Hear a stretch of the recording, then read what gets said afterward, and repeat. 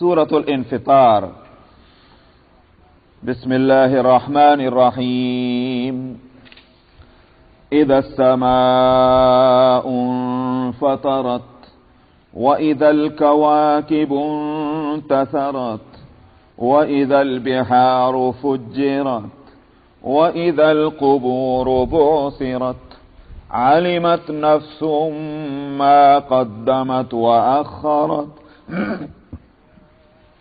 يا أيها الإنسان ما غرك بربك الكريم الذي خلقك فسواك فعدلك في أي صورة ما شاء ركبك كلا بل تكذبون بالدين وإن عليكم لحافظين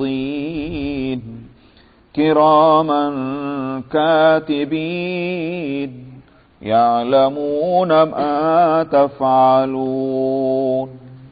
صدق اللہ العظیم. پہلی آیت کا جو آخری لفظ ہے انفطرت، اس سے ہی اس سورت کا نام سورہ الانفطار ہو گیا. انفطرت فعل اور ورب ہے، انفطار جو ہے وہ مصدر ہے، تو سورت کا نام انفطار اسی لفظ کی وجہ سے ہوا جو پہلی آیت میں آیا ہے، جس کے معنی ہے پھٹ جانے کے. تو اس سورت کا مضمون ٹھیک وہی ہے جو پہلی سورت اس سے پہلے گزر چکی ہے، سورہ تکویر. اس کا جو مضمون ہے وہی اس کا ہے. کچھ باتیں اور اس میں ہیں جو اس میں نہیں، جو اس میں ہیں وہ اس میں نہیں، لیکن یہ کہ قیامت کے تعلق سے مضمون دونوں کا ایک ہے. بلکہ ایک آگے جو سورت آ رہی ہے سورہ انشقاق، اس کا مضمون بھی یہی ہے، یعنی قیامت اور اس کی ہولناکی. اور نقشہ ان تینوں صورتوں میں قیامت کا اس طرح سے کھولا ہے. آیتیں حالانکہ بہت چھوٹی چھوٹی، دو دو لفظ تین تین لفظوں کی آیتیں ہیں، صورتیں بھی بہت بڑی نہیں ہیں، بچے یاد کر لیں آرام سے. لیکن قیامت کی ہولناکی کا نقشہ اس طرح کھینچ دیا جامع الفاظ میں کہ خود نبی کریم صلی اللہ علیہ وسلم نے فرمایا کہ جس کا یہ دل چاہے کہ قیامت کی سے واقفیت اس طرح حاصل کر لے جیسے آنکھوں سے دیکھ رہا ہو، اس کو چاہیے کہ ان تین صورتوں کو پڑھ لیا کرے. ایک سورہ التکویر، سورہ الانفطار اور سورہ انشقاق جو آگے آ رہی ہے. اس کے بعد تینوں صورتیں مسلسل ہیں. مختصر ہونے کے باوجود قیامت کی ہولناکی کا جو ہے علم وہ پورا پورا اس سے ہو جاتا ہے. فرمایا اذا السماء انفطرت، جب آسمان پھٹ پڑے گا. وَإِذَا الْكَوَاكِبُ انتَثَرَتْ، آسمان کے پھٹ جانے کے لیے پچھلے سورت کے شروع میں جب میں نے کہا تھا وَإِذَا السَّمَاءُ كُشِطَتْ، یاد ہے وہاں میں نے بتلا دیا تھا کہ وہ آسمان کے پھٹ جانے اور کھل جانے کے کیا معنی ہیں اور اس کو کیوں بتلایا گیا ہے، کس حقیقت کی طرف متوجہ کیا گیا، وہ میں بتلا چکا ہوں، اس کو دہراتا نہیں. وَإِذَا الْكَوَاكِبُ انتَثَرَتْ، اور جب ستارے بکھر جائیں گے. نصر ینصرو مقابلے میں آتا ہے نظم ینظم کو. نظم کہتے ہیں جوڑ دینے کو، سمجھ میں آیا؟ اسی واسطے وہ جو شاعری میں نظم کہتے ہیں، کیوں کہتے ہیں کہ اس میں ایک مضمون کو کچھ الفاظ کے ساتھ پوری ترتیب کے ساتھ اور کنٹینیویشن کے ساتھ تسلسل کے ساتھ اس کو بیان کیا جاتا ہے، تو اس کو نظم کہتے ہیں. نظم کے معنی جوڑ دینے کے ہیں، اور اس کے مقابلے میں آتا ہے نثر، جو چیز جڑی ہوئی تھی ایک دوسرے سے اس کو بکھیر دینا. اسی لیے جو تسبیح ہے کہ دانے ایک دوسرے کے ساتھ مل کر کے ایک تسبیح بن گئی، اگر اس کے دھاگے کو توڑ دیجئے تو وہ جو اس میں سے دانے نکل جائیں گے اس کو کہیں گے انتصار، یعنی سارے دانے بکھر گئے. تو وَإِذَا الْكَوَاكِبُ انتَثَرَتْ، جب ستارے بکھر جائیں گے. اس وقت تو معلوم ہوتا ہے کہ ایک چادر ہے جس پر ستارے ٹکے ہوئے ہیں، لیکن وہ اپنی جگہ نہ رہیں گے. وَإِذَا الْبِحَارُ فُجِّرَتْ، اور جب سمندر بہ پڑیں گے. یہاں پچھلی صورت میں لائے ہیں سجرت، اور وہاں ترجمہ تھا دھوکا دیے جائیں گے، جب سمندر دھوکا دیے جائیں گے. اور یہاں لا رہے ہیں فجرت، جب وہ بہ پڑیں گے. کس طرح بہ پڑنا؟ آپ دیکھ رہے ہیں کہ سمندر نہ صرف یہ کہ بھئی کچھ ایک دوسرے سے الگ الگ بھی ہیں، بلکہ ایک دو باتیں یا ایک ہی بات اس کو سمجھ لیجئے کہ سمندر ایک، مگر اس میں اللہ سبحانہ و تعالی نے اپنی قدرت سے یہ نظام رکھا ہوا ہے کہ کہیں تو کڑوا پانی ہے اور کڑوے پانی کے بیچ میں کہیں میٹھے پانی کے چشمے بھی رکھے ہیں. مرج البحرین یلتقیان بینہما برزخ لا یبغیان، میٹھے پانی کے چشمے سمندروں کے بیچ میں، اور وہ میٹھا پانی میٹھا ہی رہتا. ٹھیک اسی طرح سے ایک دوسری حقیقت جو اس وقت کھل کر آئی ہوئی ہے سب کے سامنے، اور وہ یہ کہ سمندروں کے پانی کے گہرائیوں میں پیٹرول کے چشمے ہیں. پیٹرول بھی موجود ہے، گیسولین، یہ سب ہے. اپنی اپنی جگہ پر اللہ سبحانہ و تعالی نے ان سب کو باندھ رکھا ہے. وہ بینہما برزخ لا یبغیان، ان دونوں کے درمیان میں جو حد بندی کی ہوئی ہے، جو رکاوٹ ہے، وہ اللہ سبحانہ و تعالی کے قائم کی ہوئی ہے. اس کو کون توڑ سکتا ہے؟ یہ حد بندی توڑ دی جائے گی. اب سمندر ایک دوسرے سے مل جائیں گے. میٹھا پانی کڑوا پانی نہیں ملے گا، بلکہ وہ پیٹرول بھی اس میں مل جائے گا. تو غور کرنے سے یہ بات سمجھ میں آتی ہے کہ پہلے تو وَإِذَا الْبِحَارُ فُجِّرَتْ کا ظہور ہوگا واللہ عالم، اور اس کے بعد وَإِذَا الْبِحَارُ سُجِّرَتْ کا ظہور ہوگا. پہلے یہ رل مل جائیں گے اور اس کے بعد پھر ان کو دھوکا دیا جائے گا. پانی ختم، زمین رہ گئی، سمندر ختم ہو گئے. تو وَإِذَا الْبِحَارُ فُجِّرَتْ، بہ پڑیں گے. اس لیے میں نے بہنے کا مطلب اس طرح بہ جانا کہ جیسا کہ جلالین میں صاحب جلالین نے کہا اختلط بعضهم فی بعض، کہ سمندروں کے بعض حصے دوسرے بعض حصوں سے مل جائیں گے. وہی ہے مطلب اس کا، جس کا ہے کہ خلط ملط ہو جانا. وَإِذَا الْقُبُورُ بُعْثِرَتْ، تو پہلا مرحلہ تو ہے اس عالم کی تباہی کا. آسمان سے لے کر زمین تک ہر چیز جو ہے وہ تباہ و برباد ہو جائے گی. دوسرا مرحلہ کیا ہے؟ وہ یہاں سے شروع ہو رہا ہے. فرمایا اور جب قبریں اکھاڑ دی جائیں گی. بوسرا کا معنی یہی ہے کہ بھئی مٹی، قبر اسی کو کہتے ہیں کہ بھئی کوئی چیز نیچے ہے اس کے اوپر مٹی پڑی ہوئی، وہ قبر بن گئی. مٹی وہاں سے ہٹا دی جائے گی، جو چیز اس کے اندر ہے اس کو باہر نکال کے لے آیا جائے گا. تو یہ ہے قبروں کا پھاڑ دینا. جب قبریں پھاڑ دی جائیں گی، کیوں؟ اس لیے کہ جو چیز قبروں کے اندر ہے اس کو نکالنا ہے. یہ دوسرا مرحلہ ہوا. معلوم ہوا کہ مردے اٹھ گئے قبروں سے. فرمایا علمت نفس ما قدمت واخرت، اس وقت ہر جان معلوم کر لے گی کہ کیا اس نے پہلے کیا اور کیا اس نے بعد کیا. ما قدمت واخرت. علم کی دو صورتیں ہیں. ایک علم ہوتا ہے اجمالی اور ایک علم ہوتا ہے تفصیلی. سمجھ میں آیا؟ ایک تو اوور آل کچھ آئیڈیا ہو جانا، نالج ہونا، اور ایک ڈیٹیل میں. ہر انسان کو تو دنیا میں معلوم ہے کہ میں کیسا ہوں. یہ نہیں کہ قبروں سے نکلنے کے بعد ہی معلوم ہوگا. مجھے پتا نہیں کہ میں کیسا ہوں یہاں، آپ کو معلوم نہیں کہ آپ کیسے ہیں یہاں. من آنم کے من دانم، مجھے خوب پتا ہے. لیکن یہ علم اس لحاظ سے اجمالی ہے کہ ایک تو یہ کہ یہاں کچھ اپنے تعلق سے خوش گمانیاں بھی کام کرتی ہیں. نمبر ایک، کچھ بھول بھلائیاں بھی ہیں کہ آدمی جو ہے بہت سی چیزوں کو بھول جاتا ہے. میں نے یہ کیا، میں نے یہ کیا. تو اجمالی طور پر تو یہ رہتا ہے کہ میں کوئی اچھا آدمی نہیں ہوں. مثلا میں نے بہت سی خطائیں کی، مگر کتنی کی، کب کی ہیں، ان کا لیول کیا ہے، وہ ڈیٹیل معلوم نہیں ہوتی، بھول جاتا ہے.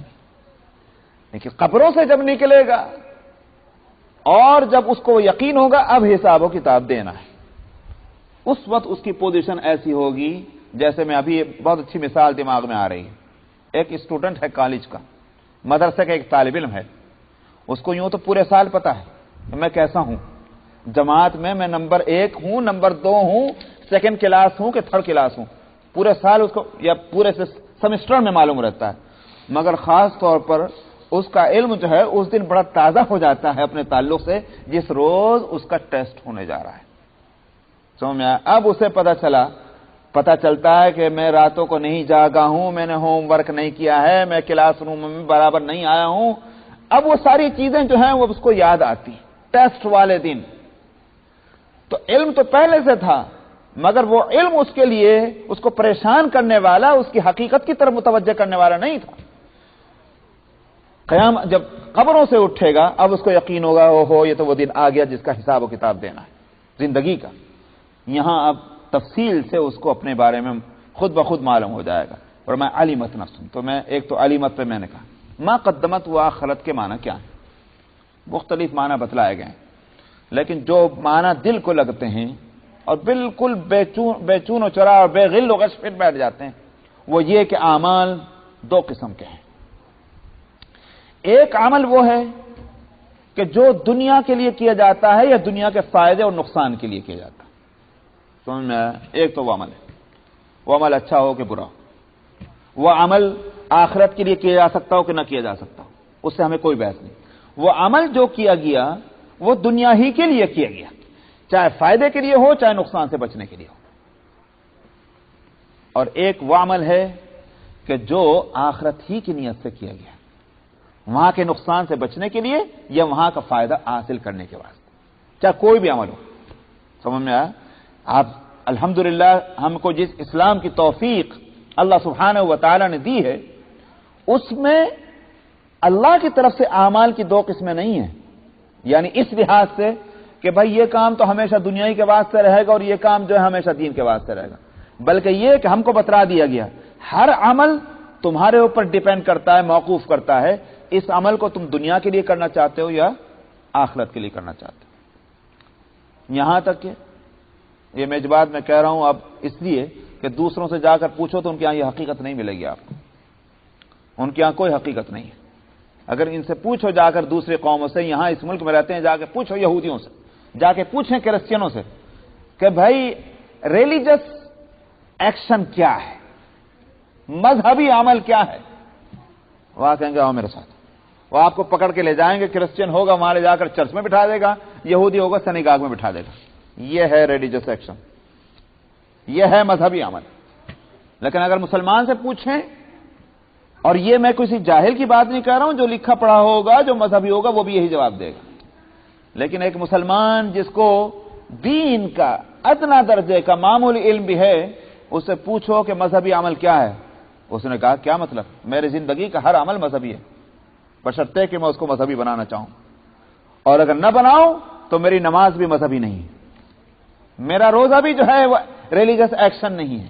اگر کوئی شخص نماز اس لیے پڑھ رہا ہے کہ بڑی مصیبت میں پھنس گیا ہوں بھائی، یہاں تو نماز پڑھنی ہی پڑے گی، تو میں یہاں تو پڑھنی ہی پڑے گی، یا اس لیے تاکہ لوگ مجھے فاسق اور فاجر نہ کہیں، یہ نماز عبادت ہے؟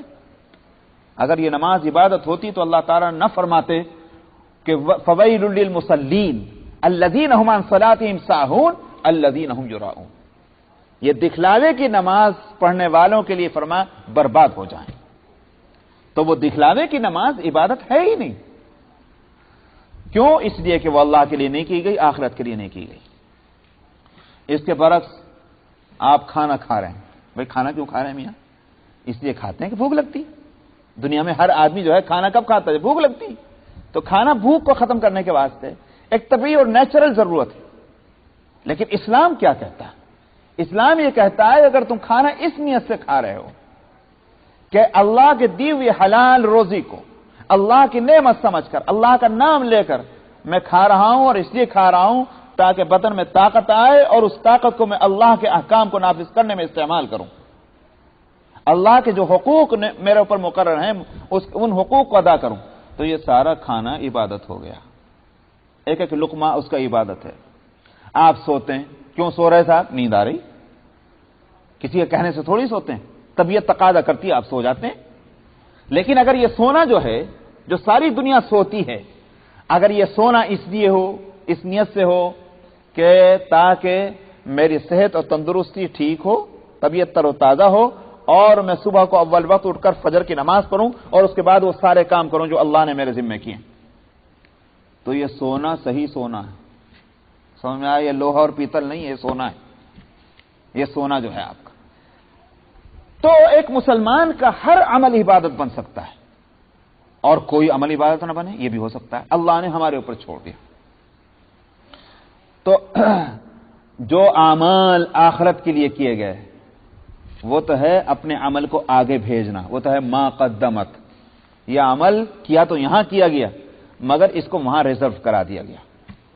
اور وما اخرت وہ اعمال ہیں جن کو پیچھے ہی چھوڑ دیا گیا.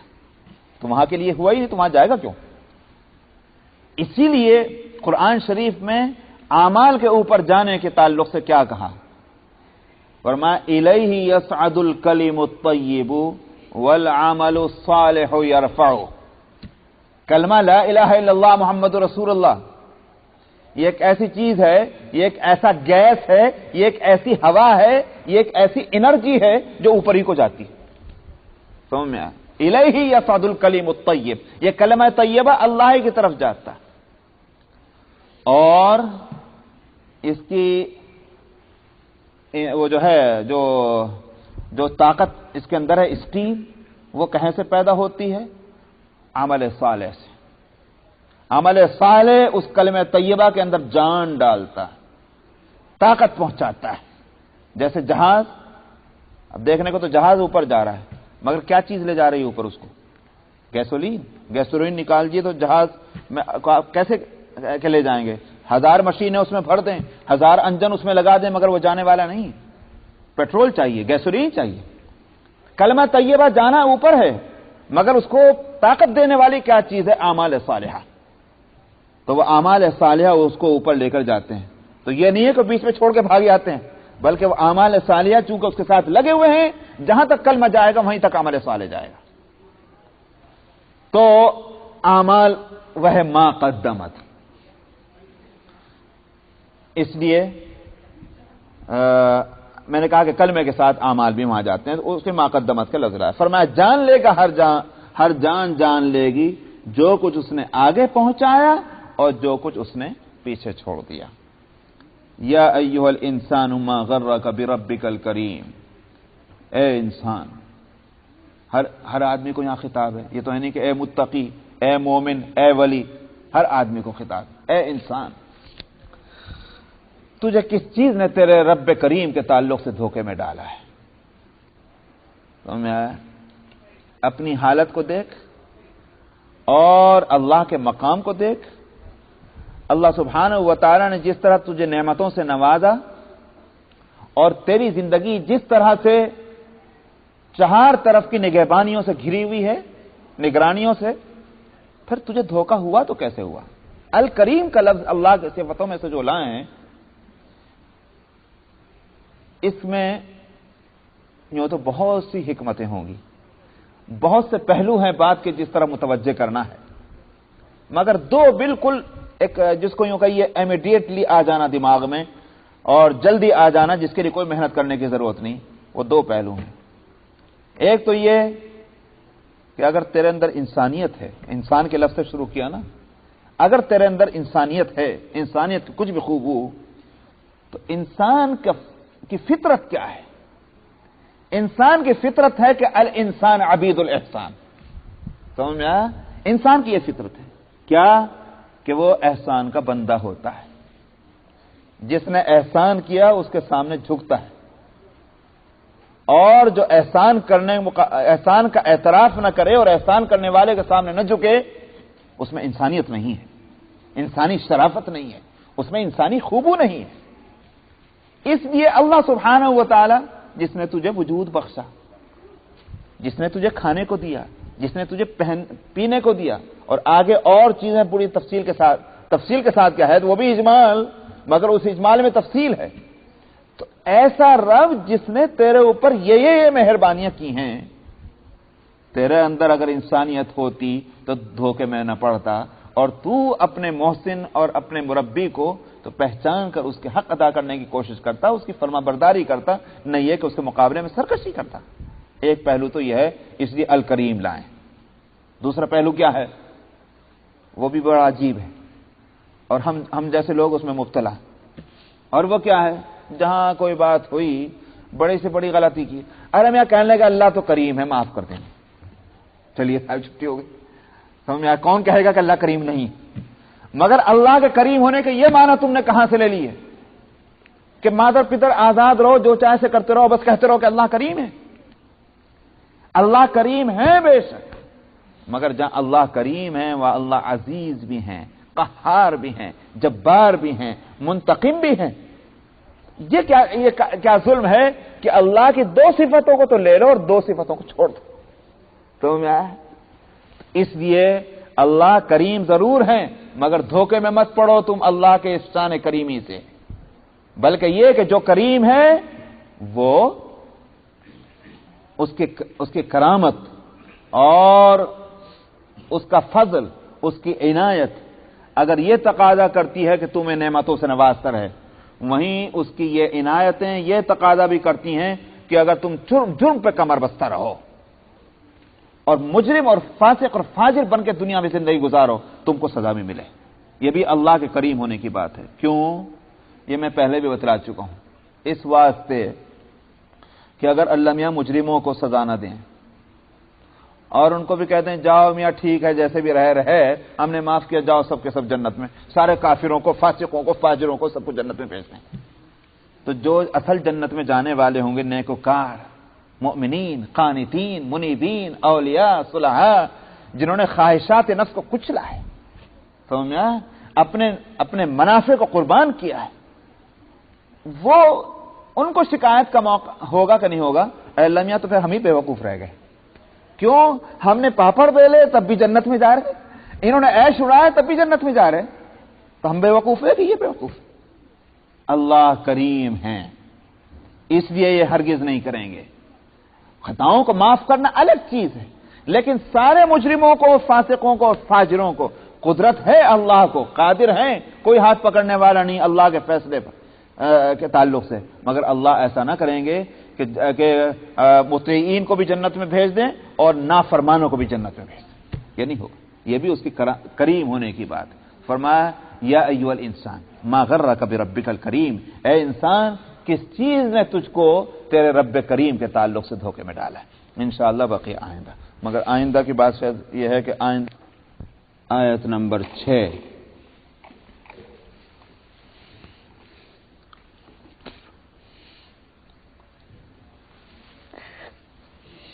اعوذ باللہ من الشیطان الرجیم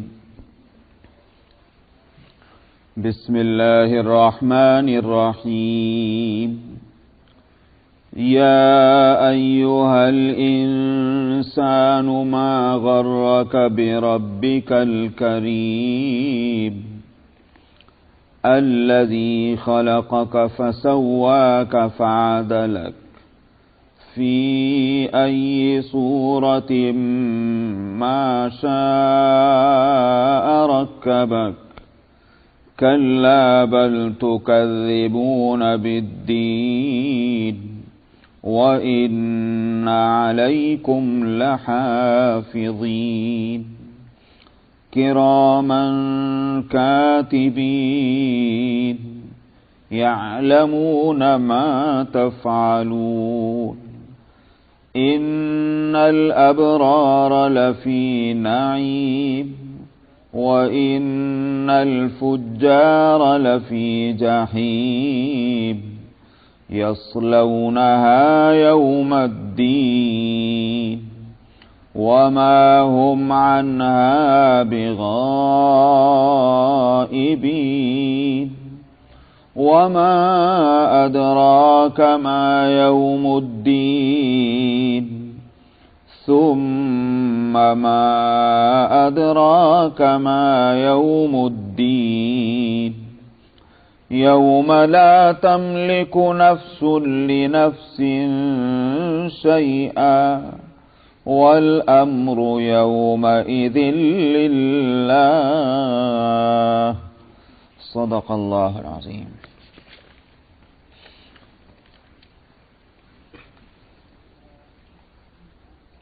گزشتہ 5 آیتوں میں قیامت کے پہلے سور اور دوسرے سور کا مختصر نقشہ کھینچ کر اور یہ کہا تھا کہ اس وقت ہر شخص کو معلوم ہو جائے گا کیا اس نے چھوڑا اور کیا اس نے آگے بڑھایا، ما قدمت و آخرت۔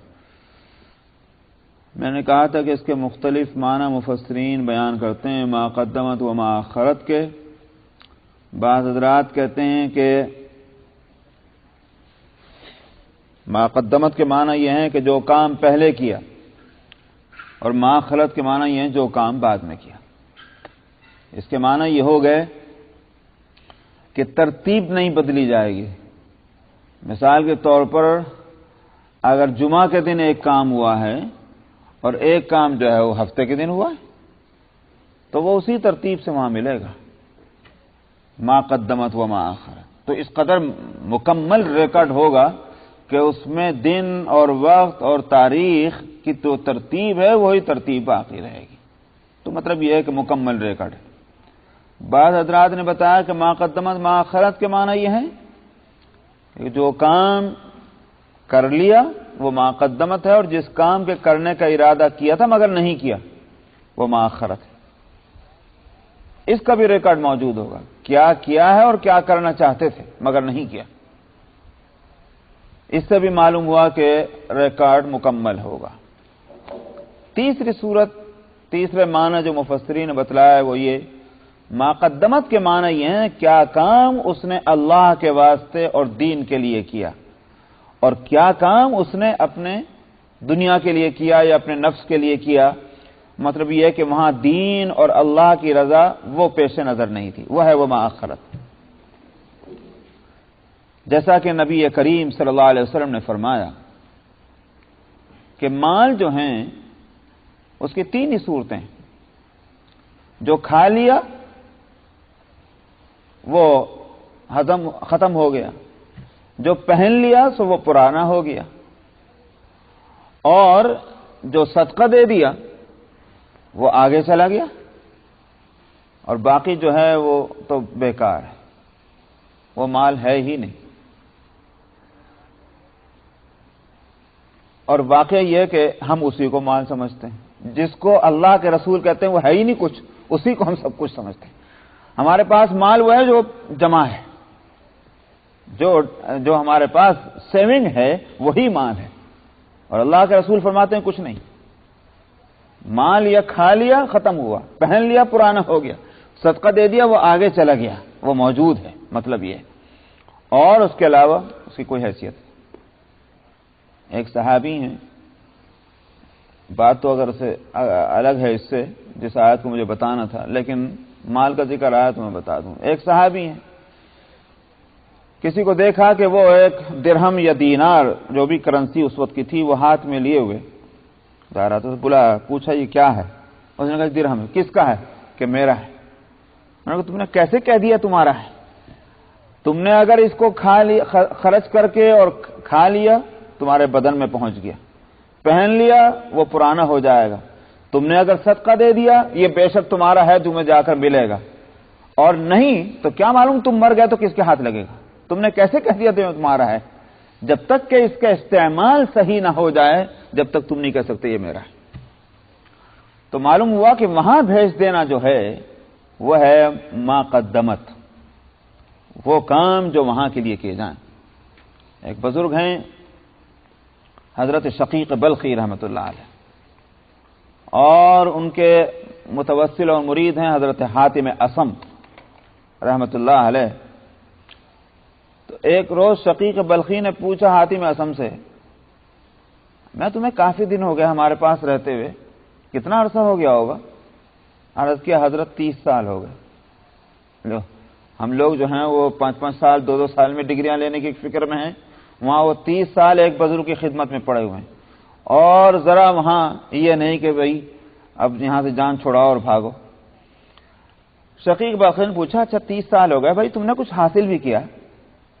عرض کیا کہ حضرت آپ کی صحبت میں رہ کر میں نے 8 باتیں حاصل کی ہیں۔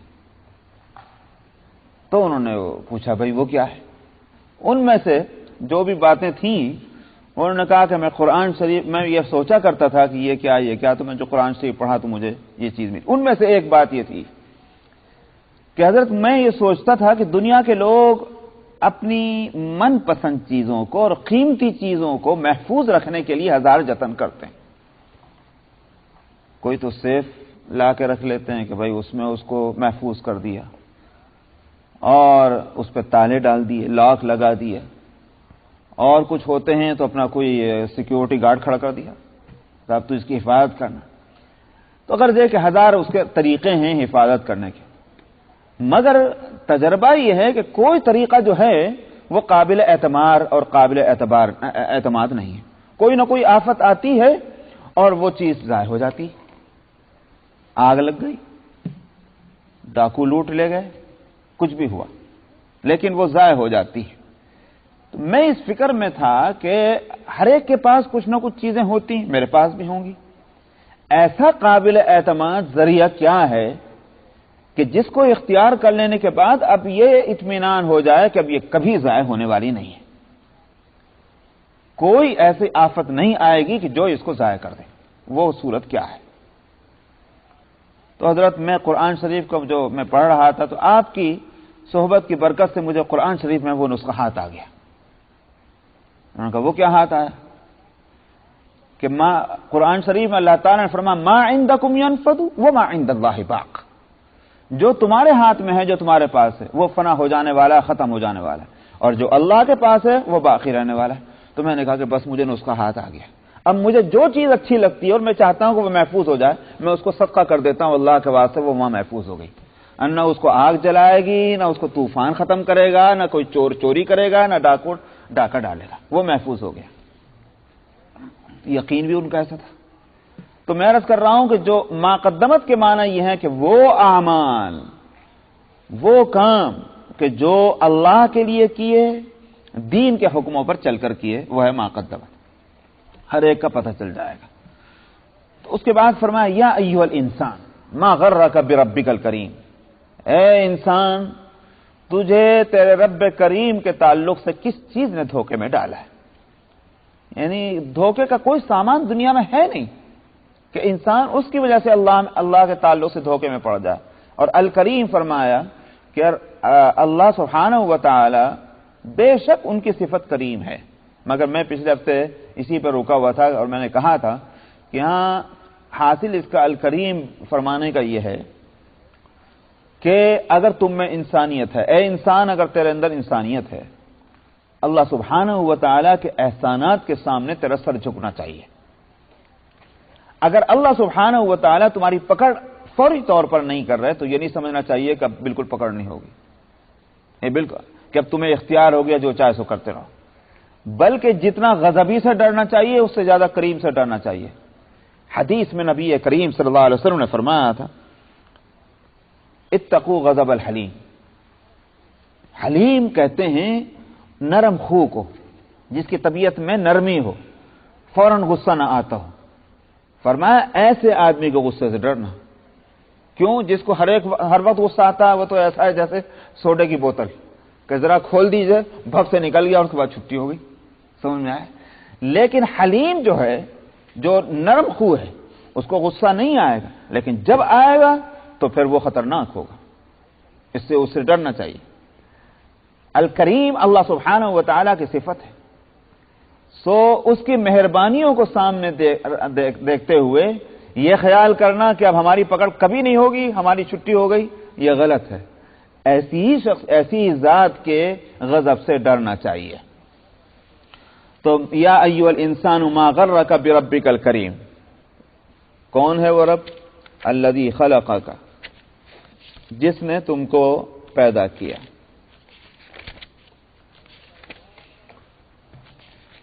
فسواک فعدلک، پھر تمہیں برابر کیا اور دوسرے لفظ کا بھی لفظی ترجمہ یہی ہے کہ برابر کیا. تسویہ کے معنی بھی برابر کے ہیں اور عدل کے معنی بھی برابر کے ہیں. اس لفظی تحقیق میں اس وقت نہیں جا رہا ہوں، لیکن فرق دونوں میں کیا ہے، یہاں یہ دو لفظ کیوں لائے ہیں. اصل میں دو چیزیں ہیں. ایک ہے ہماری یہ باڈی اور ایک ہے اس کے اندر کی صلاحیتیں. اللہ سبحانہ و تعالی نے انسان کو بنایا اور اس طرح بنایا کہ اس کے بدن کا ہر عضو جو ہے اس میں فرق نہیں رکھا. یہ نہیں رکھا کہ ہاتھ تو دو ہیں مگر ایک چھوٹا ہو گیا ایک بڑا ہو گیا، یہ نہیں رکھا. اسی طرح آنکھیں دو ہیں، یہ نہیں رکھا کہ ایک آنکھ چھوٹی ہے تو ایک آنکھ بڑی ہے. کان دو ہیں تو یہ بھی نہیں رکھا کہ اس میں فرق آ گیا. بدن بالکل متناسب اعضاء اس کے ہیں. معلوم یہ ہوتا ہے کہ اس سے زیادہ مکمل جو ہے وہ بناوٹ ہو نہیں سکتی کسی چیز کی جس طرح سے اللہ نے انسان کو بنایا. یہ تو ہے فسوا کا، برابر کر دینا، اس کے نوک پلک درست کر دینا. بلڈنگ تو بنائی مگر یہ کہ اس میں بیلنس نہیں ہے، ان بیلنس ہے، کہیں اونچا ہو گیا کہیں نیچا ہو گیا. تو یہ نہیں، بلکہ مکمل ہے ہر چیز. اگر آپ اسکیل لے کر ناپیں تو ایک ایک چیز بالکل برابر نکلے گی. فعدلت کے معنی یہ ہے کہ اللہ نے جو صلاحیتیں دی ہیں، جس جو صلاحیتیں اس کے اندر دی ہیں اس کے مناسب اس کو عزو دیا ہے. مثلا پکڑنے کی صلاحیت ہے، اللہ نے دی ہے پکڑنے کی صلاحیت. تو اب پکڑنے کی صلاحیت کو استعمال کرے کیسے آدمی، اس کو کام میں لائے کیسے؟ ہاتھ دیے اور ہاتھ کے اندر انگلیاں دی، انگلیوں کے اندر حرکت رکھی. اب آدمی اگر پکڑنا چاہتا ہے تو ہاتھ موجود ہے، ہاتھ بڑھاتا ہے، اس کو پکڑ لیتا ہے اور وہ اپنے ارادے پر میں کامیاب ہوتا ہے. صلاحیت دی، اس کے مناسب عزو دیا. ہاتھ دے دیتے مگر پکڑنے کی صلاحیت نہ ہوتی. آپ دیکھتے ہیں کسی پر لقوہ مار جائے، فالج ہو جائے تو کیا ہوتا ہے؟ ہاتھ بھی ہے، انگلیاں بھی ہیں، سب ہے مگر پکڑ نہیں سکتے. اللہ نے جو عزو دیا اس کے مطابق صلاحیت، اور جو صلاحیت دی اس کے مطابق عزو دیا. آنکھ ہے دیکھتا ہے، زبان ہے بولتی بھی اور چکتی بھی. تو اللہ نے یہ ساری صلاحیتیں دی ہیں. یہ نہیں ہے کہ یہ زبان کا ٹکڑا جو ہے جہاں جہاں بھی ہوگا وہاں آدمی بولے گا اور چکھے گا، ایسا نہیں. آپ دیکھ لیں گونگا آدمی ہے، وہ گوشت کا ٹکڑا تو اس کے زبان اس میں منہ میں بھی ہے مگر بول نہیں سکتا. سمجھ میں آئے؟ تو اللہ نے یہ اعضاء رکھے ہیں اور اس کے مناسب صلاحیتیں رکھی. یہ ہے فعدلک.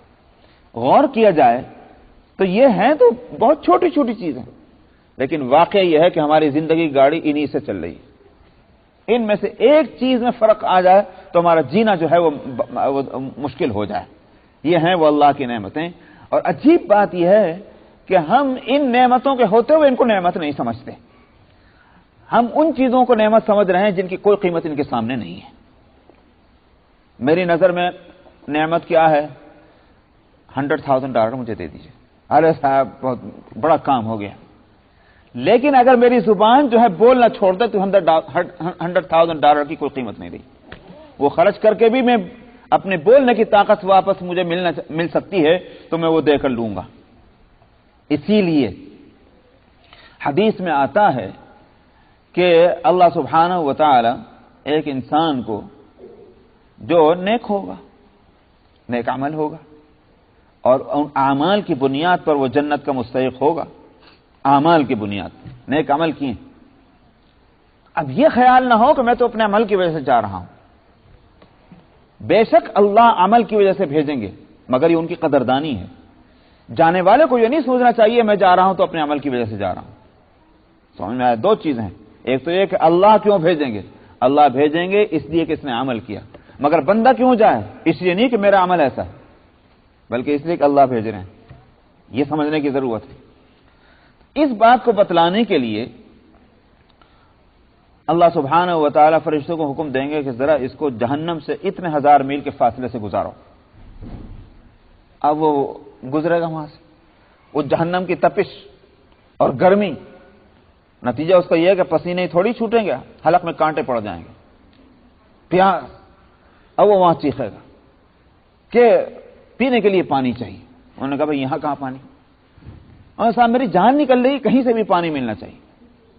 صاحب یہاں پانی اول تو ہے نہیں، آپ دیکھ رہے ہیں کہیں پانی نہیں، اور اگر مہیا بھی کر دیا جائے تو وہ قیمت سے ملتا ہے، بے قیمت نہیں ملتا۔ انہوں نے کہا جو قیمت بھی ہو، انہوں نے کہا بھائی قیمت یہاں کوئی ڈالر اور روپیے تو نہیں ہوتے، یہاں کی کرنسی جو ہے وہ اعمال ہیں، وہاں کی کرنسی قیامت میں اعمال ہے، اعمال ہی جو ہے اس سے کوئی چیز دی جا سکتی۔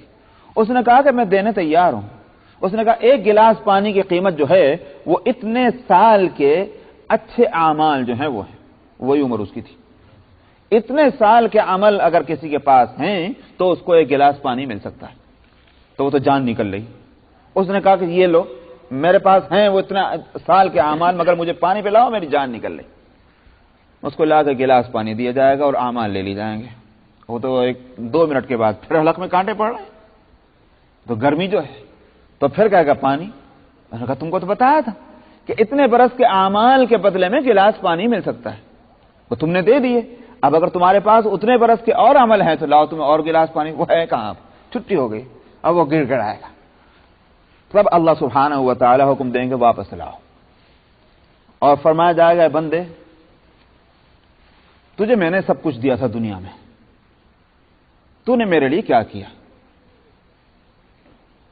جو سمجھتا تھا تو نے یہ کیا، اس کی قیمت تو ادا کر چکا ایک گلاس پانی کے بدلے میں۔ اب کیا؟ اب وہ گڑ گڑائے گا، خداوندہ واقعی میں کچھ نہیں کر سکا۔ تب اللہ تعالیٰ فرمائیں گے یہی عاجزی جو ہے، یہی ایک بندے کی بندگی ہے، لے جاؤ اسے جنت میں۔ تو حقیقت یہ ہے کہ ساری نعمتیں جو ہیں وہ بیکار ہیں اگر انسان کے اندر جو ہے یہ جان، اور جان کے جو کرنے کے کام ہیں اس کی صلاحیتیں وہ موجود ہیں۔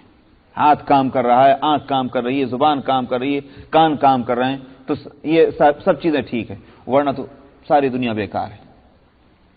تو اس لیے فرمایا کہ الذی خلقک، جس نے تم کو پیدا کیا، تمہارے اعضاء درست کیے اور تمہاری صلاحیتیں مکمل کی، فعدلک، اور فی ای صورت ما شاء رکبک، اللہ یہ بھی کر سکتا تھا کہ تمہیں بھینس بنا دیتا، تمہیں کوئی اور جانور بنا دیتا، لیکن اللہ نے جو چاہا اس کے مطابق تم کو ایک صورت دی۔ یا تو یہاں بتائی مراد ہے صورت نوعیہ، یعنی انسان بنایا، انسان کی شکل دی۔ اور یا پھر یوں کہیے کہ صاحب اس میں یہ بھی ہے کہ اللہ سبحانہ و تعالی کسی کو خوبصورت بناتا ہے، کسی کو بدصورت بناتا ہے، کسی کو کالا بناتا ہے، کسی کو گورا بناتا ہے، ہزار نقشیں۔ سو اللہ سبحانہ و تعالی نے جو چاہا وہ شکل تم کو دی ہے۔ تو یہ ہے نعمت اللہ سبحانہ و تعالی کی۔ ایسے نعمت کرنے والے رب کے تعلق سے تمہیں کس چیز نے دھوکے میں ڈالا ہے؟ کلا بل تکذبون بالدین، فرمایا بات یہ نہیں ہے، دھوکے میں دینے والی تو کوئی چیز دنیا میں نہیں، بلکہ حقیقت یہ ہے کہ یہ روز جزا کو جھٹلاتے ہیں، اسی بات کو نہیں مانتے کہ وہ قیامت ہوگی اور وہاں جا کر کے اپنے اعمال کا حساب اور کتاب دینا ہوگا اور پھر اس کے بعد جزا اور سزا ہوگی، اسی بات کو نہیں مانتا۔ بات یہ حقیقت یہ ہے کہ یہاں سے ہر انسان کے اخلاق اور اعمال کا زاویہ جو ہے، وہ جو چیز بدلتی ہے وہ فکر آخرت۔ فکر آخرت ہے، نقشہ زندگی کا دوسرا ہوگا، نہیں ہے نقشہ دوسرا ہوگا۔ تو دنیا میں دھوکہ میں ڈالنے والی تو کوئی چیز نہیں، مگر اگر کوئی چیز انسان کو صحیح راستے پر نہیں آنے دے رہی ہے، وہ اس کا آخرت کے تعلق سے بے فکر ہونا ہے۔ اور وہ بے فکر بھی ہونا کتنا کہ صاحب اتنا آگے بڑھ جاتا